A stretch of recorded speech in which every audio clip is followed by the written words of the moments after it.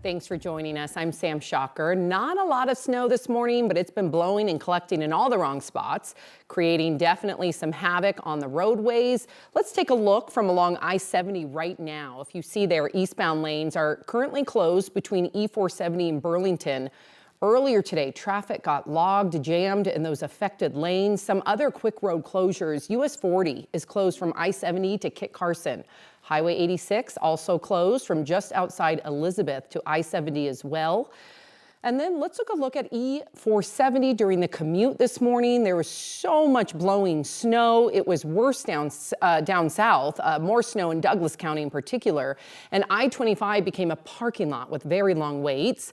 We could see on the CDOT cameras around 8 a.m. there were some school delays, but not a lot. Now, Douglas County schools do not have a delay and explained why to parents in a message that also said any kids kept home because of the weather would be excused. Let's take a look over here at the fierce winds from this morning. This video is of Greenwood Village. Visibility was really tough in parts of the metro. You likely saw some cars off the road during your morning commute. A semi jackknifed on 96th Avenue in Commerce City at Dunkirk. 96 had to be closed in both directions while crews helped right the truck. No one was hurt though, thank goodness. And here's how it looks around the region right now. Let's take a look. It looks like it's definitely clear over here in Denver. The roads look like that they're moving along. So let's head on over to Weather Impact meteorologist Keely Chalmers with what to expect the rest of the day. Keely.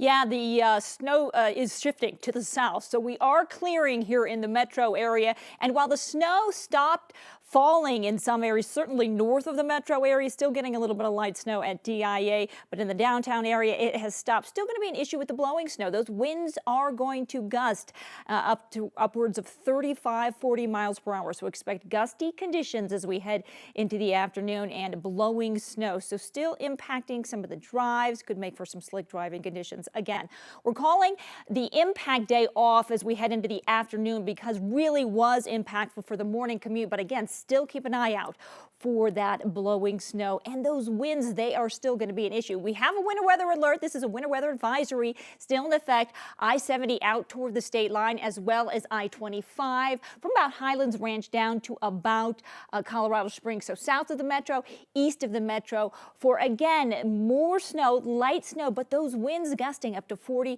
possibly 50 miles per hour as we head into the afternoon hours. We're at 29 degrees at DIA right now. Actually, the snow has stopped falling. We had some light snow just about 15 minutes ago, but again, that system shifting off to the south as we take a live look at our radar, and you can see where the snow is now falling again, mainly to the south and to the east. As you can see here in the metro area, we are actually clearing out, drying out. We have a dry air moving in from the north, and that is going to gradually push all that moisture out. Still seeing that snow along I-70 toward the state line and down south along I-25 just south of Pueblo. Your forecast for the Denver metro area today, actually some clearing skies as we head into the 4 o'clock hour. We're going to top out right around 31 degrees. We'll reach that high at about 2 o'clock and clearing overnight as temperatures drop. The clear skies really do help those temperatures get very chilly overnight. Blowing snow, that's the story with those winds gusting up to 35 miles per hour here in the metro area. Overnight lows dropping down to about 31 degrees. So the snow ending, but still blowing around as windy conditions continue. We are expecting a little bit of a break in the weather systems tomorrow as high pressure builds in, but more mountain snow for this weekend. More on your weekend forecast coming up in your main weather in just a bit. Keely, thank you. Let's get to some traffic. Traffic is moving fairly steadily across the metro now. This is a live look at some of the areas along I-25.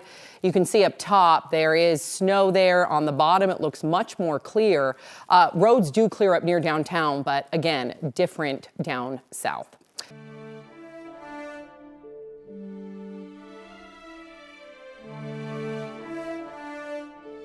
And the nation stopped this morning to remember former President Jimmy Carter. His state funeral was held at the National Cathedral in Washington, D.C., and all of the remaining living presidents were in attendance.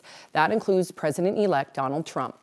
The former president died late last month at 100 years old. Carter won the presidency in 1976, but only served one term. However, after leaving the White House, he devoted himself to causes like Habitat for Humanity, civil rights, and the spread of democracy. President Biden delivered the eulogy. We saw Jimmy as he always was, at peace, with a life fully lived, a good life, a purpose and meaning, of character, driven by destiny, and filled with the power of faith, hope, and love. President Carter's remains will be moved to his home in Plains, Georgia, where there will be a private family funeral. He will then be buried on the grounds of his family home.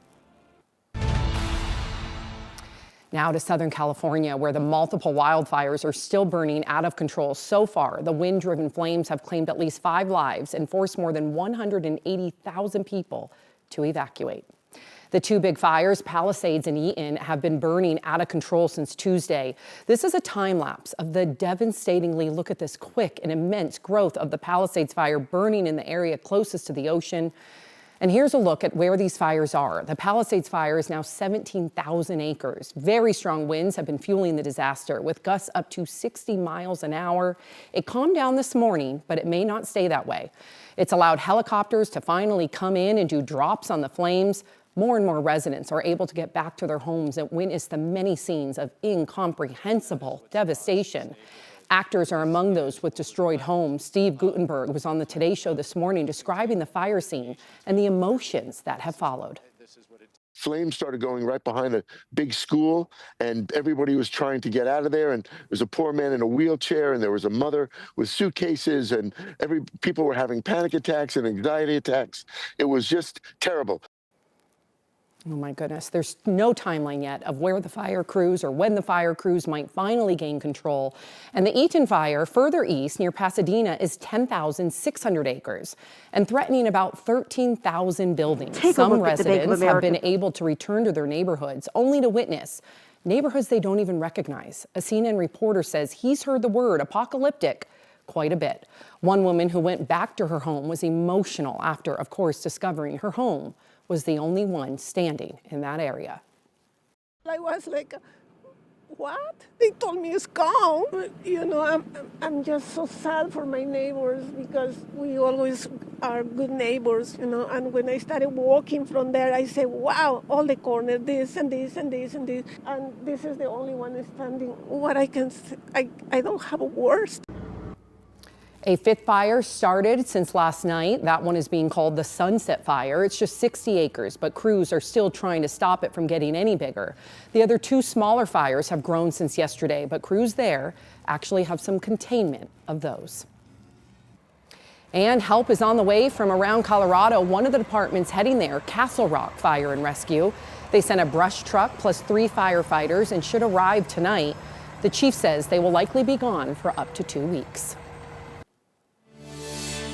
A man who caused the deaths of a woman and a Commerce City police detective in a drunken driving crash 4 years ago has been sentenced to 20 years in prison. Fructuoso Rosales-Cano got 2 10-year prison terms for the 2 deaths. He was speeding and passing slower cars on Highway 2 in Commerce City in October of 2020 when he overcorrected and swerved into oncoming traffic. That's when his truck hit Detective Kurt Holland's cruiser and crushed the car of Francesca Dominguez that she was driving, and they both died instantly. Rosales-Cano was critically injured as well, but survived. Police later found empty beer cans and liquor bottles inside Rosales-Cano's truck.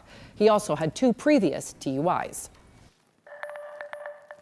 Today at the Capitol, Governor Polis delivered his annual State of the State address, and this year's address is Polis' 7th as governor of Colorado.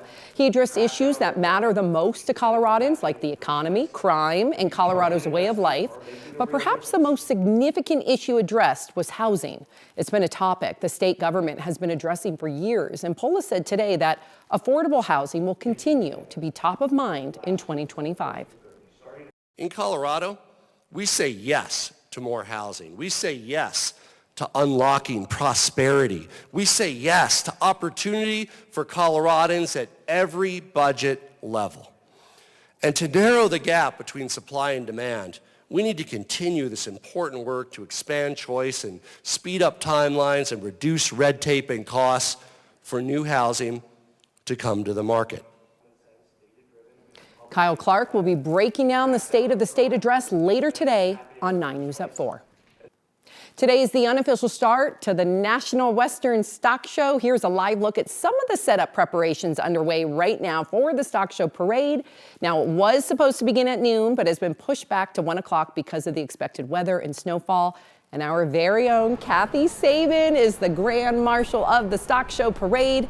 A sad update, though, for a parade tradition. For the first time in 18 years, the Longhorns will not be leading it off.